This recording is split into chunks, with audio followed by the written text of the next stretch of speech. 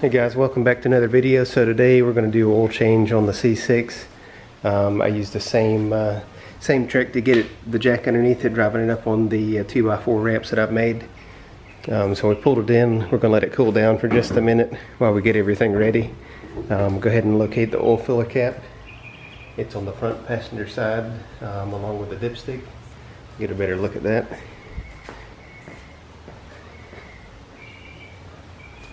So top of the cap, it tells you the oil that's recommended, the Mobil 15W30, and then your dipstick there.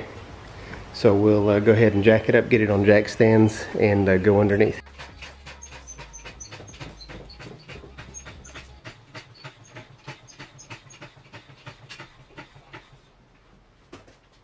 Okay, and then one thing a little different on this car, I use a hockey puck sitting on top of the jack stand because the underside of the car, we'll go and take a look at it, the frame rail has a flat spot on it, so the standard V-groove jack pads won't really work the best for this one. Okay, so laying down, looking up underneath it, just about a foot behind the front tire, well, about almost 2 feet behind the front tire, you'll see a little slot in the frame. So this is the jack stand position. So I just have the hockey puck on top of the jack stand. So just like that. Alright, so tools that you'll need for this job. You'll need a catch pan of some sort. Of course, your new oil. This is the recommended 5W30. I like the Wix filter. Here's a part number. This is a LS2 Corvette. Part number is different for all the other engines. You might need some sort of oil filter wrench if the oil filter's on there hard. And then a 13mm socket and wrench, and then also just a glove to protect your hand from the oil. And then another thing to mention, as far as jack points on this car, you can jack here on the front of the subframe, or also closer to the oil pan.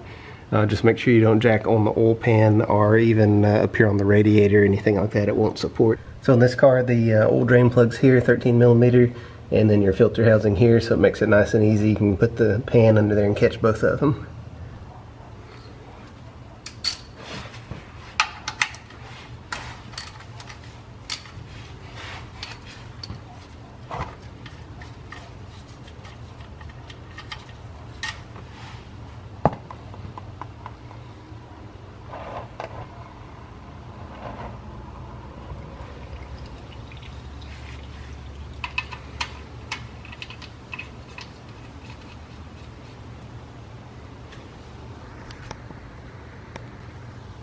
Alright, once all the oil's drained, put your drain plug back in and then tighten it up. It just has to be snug. You don't have to tighten the mess out of it. So snug it. Get you something to wipe the oil residue off just so you don't make a mess when you go for a drive. And then we'll take the filter off. So make sure you have your catch pan centered up underneath the filter. I like to take the wrench and just loosen it.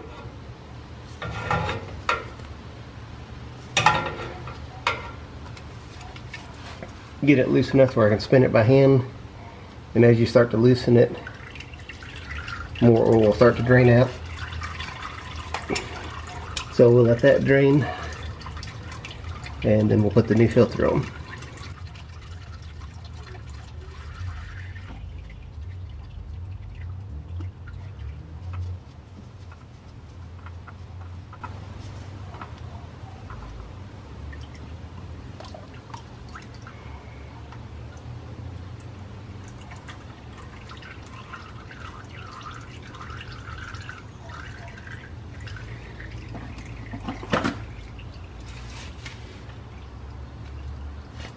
And then one thing I like to do is get a little bit of oil on the O-ring on the new filter. That way it just helps it go on a little bit easier, and you know it's not tearing it loose or anything like that when you put it on.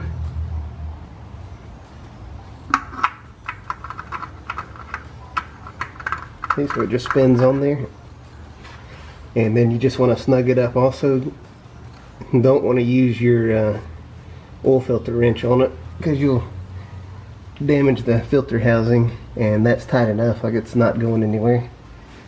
And then wipe off any oil residue. Okay, and then we'll go up top side, and we'll let this down back on the ground, and then put the fresh oil in.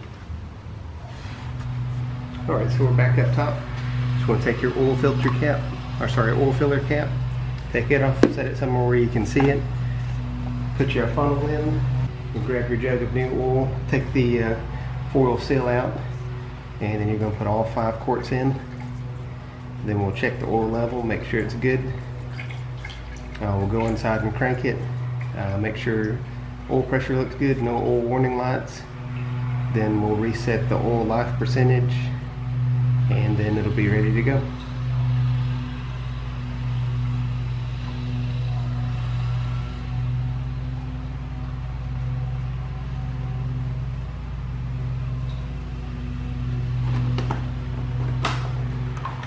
Oil cap back on. Okay, we'll pull the dipstick once and wipe it clean because it's going to have a high mark from the oil draining down inside. Make sure it goes all the way in. Take it back out. So has a little bit of a high mark from the oil draining in. See if we can get this on camera. It has the 3 dots, so the oil level should be in that range. So oil level looks good. We'll go inside and start it, and make sure oil pressure looks good and no warning lights. Okay, so we're going to watch the oil pressure gauge over here to the left to make sure that it comes up as the engine's cranking.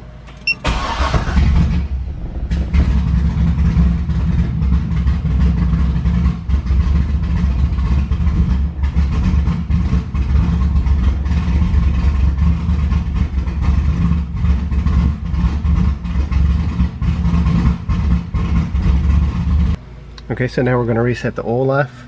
Come over here, foot off the clutch, put it into run mode, and then after the startup screen we'll put it into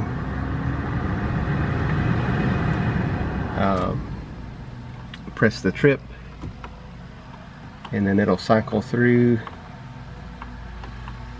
oil life remaining, even though it says 89%. The months have passed that I wanted to replace it. You're going to press and hold the reset button. It's down here at the very bottom. Sorry, it's in the shadow. But you press and hold it until the oil life resets. Okay, 100%. Alright. And you're good to go.